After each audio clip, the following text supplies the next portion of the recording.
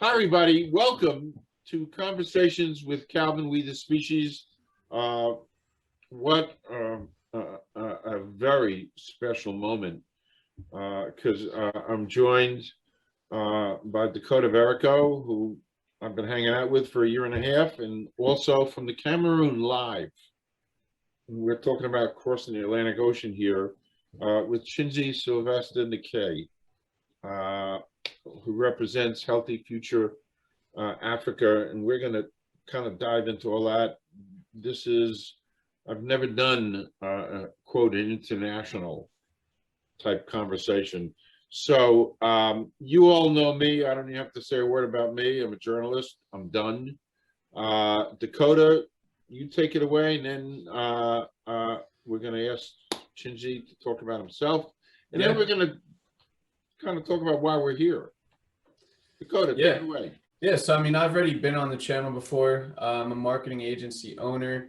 I'm the founder and CEO of DakoTech-Digital. We actually do lead generation for financial professionals. We do marketing in the B2B LinkedIn space. I've been working with Calvin now for about 6-7 months at this point. And it's pretty amazing because I had actually met CHINJIE before I met Calvin, probably about 1.5 to 2 years ago at this point. We'd actually connected on LinkedIn.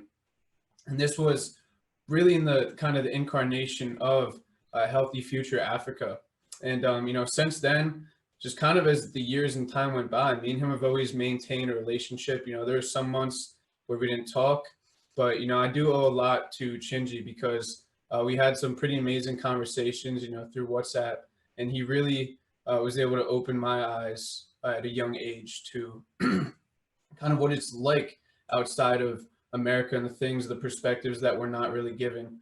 And it's amazing to have him here today and to connect you guys because I know you're so passionate about this. So yeah, it's awesome. CHINJIE, take it away, a little background.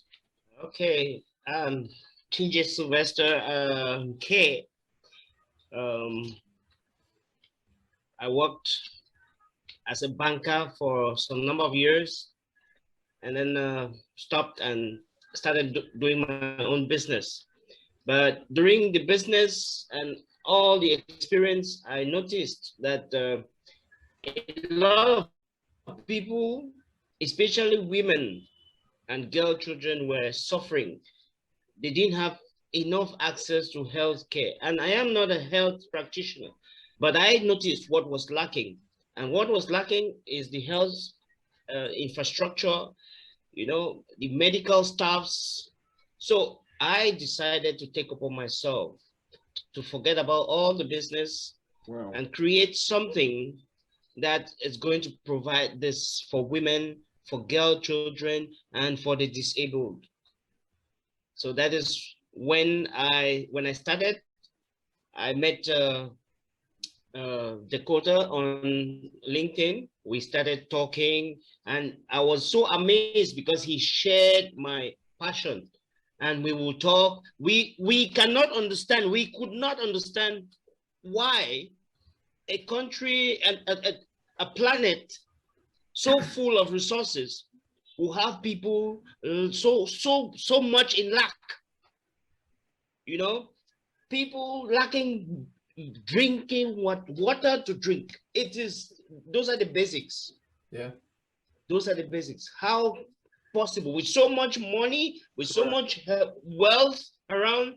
Correct. People are going without drinking water. It's so disheartening. So I was amazed in his passion, and we started talking about this project, Healthy Future Africa, and we are here. And he connected me to Calvin, which I am so honored to know. Yeah, and I know that we are going to do great things. And we are here to start a journey. Yes. And I'm so much impressed. And I want to thank you guys. I want to thank you guys for this. Thank you. And we want to thank you for lighting our fire. And what you said is so profound. First of all, Dakota's a young guy, who's involved, and it's not a kind of a typical roadmap for a young guy, you know, Yep. which is so impressive. And it's one of the things that brought Dakota and I together. You know, we met on LinkedIn too, CHINJIE, and, you know, instant chemistry. But I'm always amazed, and I've been amazed as Dakota has led me to you, that his commitment and his awareness, because that's exactly what we need, young people to be aware that there's a world beyond the shores of New Jersey. Yeah, yeah. I couldn't agree more, Calvin. You know, my generation, we are kind of the next frontier, and you know, the change, it really has to start now, in my opinion. People have to start becoming more aware. They have to look further and deeper than where they currently are. Like you said, they have to look beyond New Jersey, look beyond our borders, and really think about what's going on in this world. Because for me, you know, just meeting CHINJIE and hearing his story and just really doing research, it just makes you realize, you know, how fortunate, you know, you are to even be in a certain area. But then again, you're not doing anything to spread that and spread that kind of that happiness or the resources you have. Because CHINJIE, he brought up a really great point. There's so much money in this world, so how can we possibly have people without basic resources? And you know, I truly believe that if we can all come together, and if, you know, my generation, we can start raising awareness, then we can make a change, because change is possible, but it has to start somewhere, and you have to start becoming aware and doing your own research and talking to people like CHINJIE, because like Calvin said, it'll really just kind of ignite your flame and want to make a true difference. And that's, you know, and that's why I'm here, you're here, we're all here, because this is it's such a meaningful cause, the health. And it's my feeling it is a journey, and it's a matter of raising people's consciousness and awareness. We are one species, and that's where I got the title for this YouTube thing, We the Species, because we are one species. We've got a pandemic that the entire world is affected by. That's number one. Number two, we have the environment. The entire world is affected by. And then we have water, clean water, drinking water. The whole world is affected. So we're all one. As we all succeed, as we all do well, we're so intricately related. I mean, that's what I believe, and that's why I'm here to do what I can as a bit of a journalist to spread the word in Dakota, and it's a process. So, couple of comments. I've done my research about the health in the Cameroon, and I really can understand, CHINJIE, why you're gonna explain the focus of healthy future Africa. But you know, the health of the Cameroon, the life expectancy is 56. 56. Yeah, it's 56. It's not great, and there's one doctor for every 5,000 people, and that's mostly in the cities. But once we go out to the rural parts, it's worse. So by the way, so that's the background of Healthy Future Africa. Why don't you talk about that, what you're trying to accomplish? Okay. When we notice that it's when you go to the suburbs, to the villages, it's about 2 health centers per 20,000 people. I mean, like 1 health center for every 10,000 people. Wow. And in those health centers, you will not even meet a doctor. You might meet a nurse, someone who is just, you know, maybe volunteering. You will not meet a doctor, because some of these places don't even have good roads, and the doctors, actually, what the problem started where the government. We got Is Back. the government has centralized the health. Everything happens around the government. So when the government posts a government worker who is not well paid in a village, he probably will just sit and not go. And and those people there will sit without a doctor, and they'll get sick and die like that. So when we noticed all these things, we discovered that if we could create these health centers, employ the medical doctors, pay them well, then we can have good health facilities and services in these areas.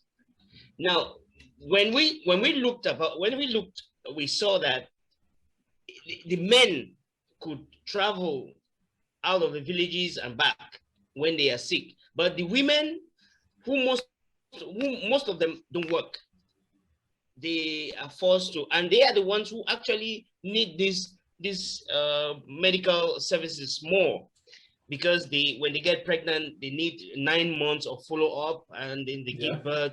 So it actually created this urgency, because so many women are dying during childbirth. mm-hmm. So when we saw all this, we said, no, it is time. We cannot be waiting on the government all the time. They will take their time to do things. So why not work in synergy, look for people who can finance this? Once we have a health center, we commit the community to give just a token. That token will help us to finance the running of the health center. So that is where we are. Where we are actually having the difficulty is that we thought it would be a plight that many people would just come in after hearing. But we are discovering that we need more. We need more, and that is why I am so pleased that I am having people like you coming in to help me, to help us propagate this to the world, so that the much needed funding can come. One of the things we're going to do, Dakota and I, he does his thing, I do my thing, is this interview, it'll go up, people will see it, and at the bottom of the screen will be the website for Healthy Future Africa. Let people go take a look and explore the website, and yes, there is a place to donate, and you know what, you and I talked about this. We all talked about it. I mean, if people are so moved, and even sending $5, I mean, anything. Yeah. It's anything, a beginning. It's a process, and the more people, a couple of bucks here and there. We're not talking about. I mean, yes, major donations would be wonderful, but we're just talking about a couple of bucks. Awareness, spreading the word, getting people to adopt the cause. To spread good health. We're one planet. And Calvin, even if there's people listening and they really can't donate, what you can do that is incredibly powerful, like you said, just spread the message, make other people aware of what's going on, because you're not going to turn on the news today and see what's happening in these countries in Africa. You're not going to hear about the health crisis in Cameroon, the current civil war they have going on. You're not going to hear about these things. So help your peers become educated and show them what's truly going on in this world, because people need our help. And if we come together and work as one, which is how humans were intended to be, we're all the same species, we can truly make a change in this world, and I believe that wholeheartedly. Yep. Dakota, Calvin, I will tell you something. We do not need one person to come and give us $1,000. When you give us $1,000, it's actually digging a hole somewhere, especially now that we have this international crisis. If we can give $1 and we have 1 million people giving $1, that is $1 million. That $1 million can construct us at least 3 health centers and equip them. Wow. Yeah. Wow. By the way, I love that. Just a million people. Yes, it is not a thing that you should wait to have $1,000, $500 or $500,000 before you. Just $1, give $1 and wait for the other person to give his share, and we'll have the health centers, growing like mushroom. So simple. So it's a lot of, Dakota, we have a lot of work to do. Yeah. Spreading the word. A lot of work to do. And we're gonna begin. That's why we're doing this. So my suggestion to folks and spreading the word, and we have a young audience. It is a younger, the audience that this channel has is kind of a young audience. It reaches out to a lot of Rutgers people, because that's the way I set out. So I found Dakota. So it's a young audience, even just $1, $1, I mean, boom. I mean, that's just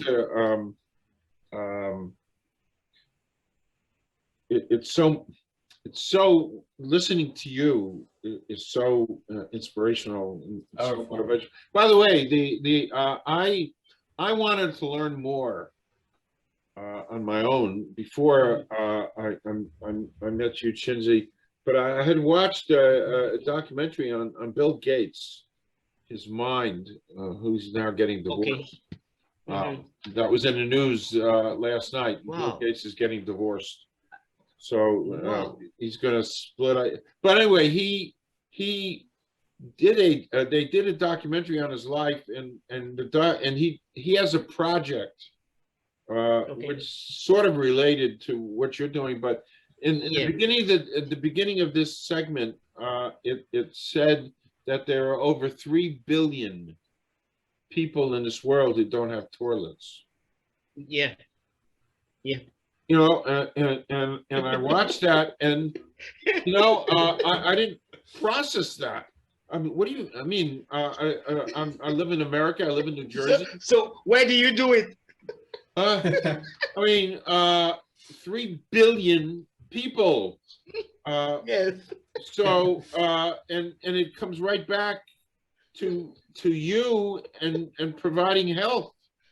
Healthcare for women and for children, for older people, to set up these health centers in rural parts of your country, and it doesn't take, you're right. It just takes 1 million people giving $1. My goodness. Yeah, if we really just come together, it's crazy. So this is the beginning, and we're the 3 of us are going to come up with things, and we're going to come back and do more of these, because you're so fascinating, Chinjie.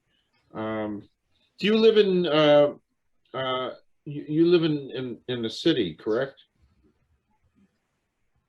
You don't live in a rural part of the country, do you? Yes, I live in. No. But from time to time, we get the opportunity to go back to the villages. Okay. In Africa, mostly in Cameroon, if you have friends from the various places and they lost someone dear to them, what you do is, instead of giving them money, you go there and condole with them and bury the dead. and then you come back. So all these experiences, going everywhere, you with an open eye, you see these things. Okay. And I want to add that one of the things that is making this this project so special is that everywhere that we are constructing a health center, we are doing a borehole that is going to provide free clean water to the population that will be flowing 24/7. Wow. At where you have the health center,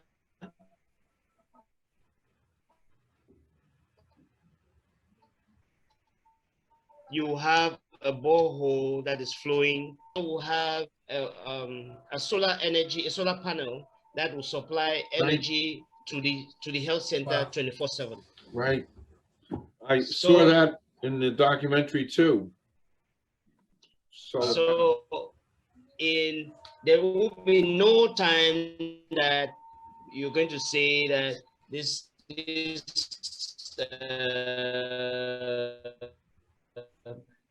person was not treated because there was no light. Villagers will start drinking clean water, because if you keep treating people and they are taking dirty water, they'll keep coming. So you have to, first of all. Yeah, that's a great beginning, and that's what I watched with Bill Gates. He's trying to come up and invent a solar powered toilet that also purifies the water. Wow. And in the video, and he was spending millions and millions and millions of dollars to develop a solar powered toilet that after it works and after it purifies the water, he took a glass of water from the toilet and drank it because it was pure. Wow. So it was so illuminating for me, because I didn't realize all these things, because we're spoiled here in America. We take so many things for granted. But to Bill Gates' credit, he's doing all these interesting things, because we are one species. We got to take care of each other. Yeah. So the solar powered thing with clean water is a great beginning too, because then it keeps children and people without drinking dirty water, as you said. So we got a lot of work to do, Yeah, it's a beginning though. Yep. Have to start somewhere. Have to start spreading the information, the knowledge, and the movement, really, because not a lot of people are doing things like this. Go ahead, Chinjie. I want to say that Bill Gates is actually how can I put it? He's an idol to me. I love the things that he's doing, especially in Africa, trying to eradicate malaria.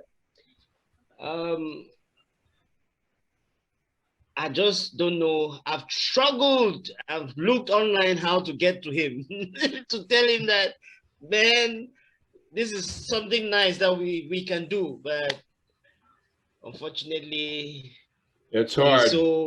He's so protected. Oh, he's so insulated. He's so protected. Yeah. I always dream.